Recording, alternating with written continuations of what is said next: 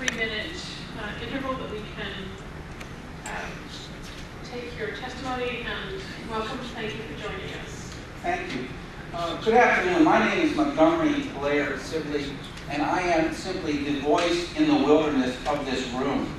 And I ask you today, what do the D.C. Madam Escort Service Records, a law firm of Littler and Mendelsohn, and your recommendations of the Secretary have in common?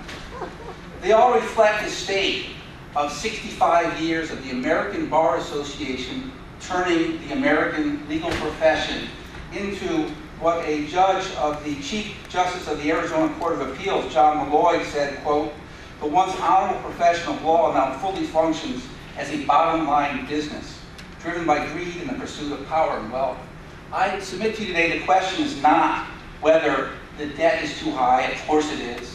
Whether law schools are defrauding their students, of course they are. The question is what has become of our legal system? And I answer you, it is broken. And if you give the ABA another 5 years to continue that culture, continue to churning out a culture that supports a broken legal system, you are derelict in your duty to the public. This ABA created legal system has produced mega law firms that overwhelm the individual, that are sucked into this legal system. And as a result, they have no access to justice. For example, I worked for CarMax for 5 years. I was recently fired. CarMax hired Littler Mendelsohn, a 1,000 law firm, $500 million a year billing law firm, to come up against me. Now, I'm just an individual. I'm better trained than most, but I'm still just an individual. What chance do I have in that David and Goliath fight? And that's the kind of situation the ABA created legal system has made here. We've talked about the law school graduates who are drowning in student debt, obligating them not to do good, but to do well. And as a result, for example, the New England Law School in 2012 paid its dean $873,000. Yet, his graduates, 9 months later, only 40% of them had legal jobs, 20% of them were unemployed. I tell you today, for those who cannot be here, that millions of poor and low-income U.S. citizens remain desperate for legal representation.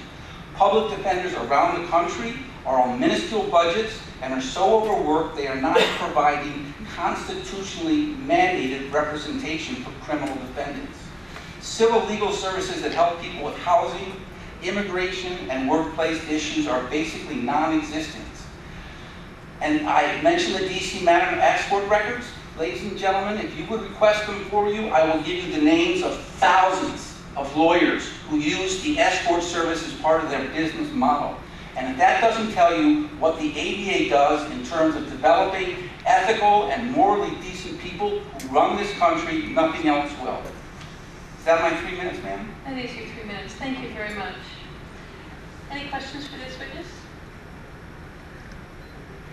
Thank you for joining us.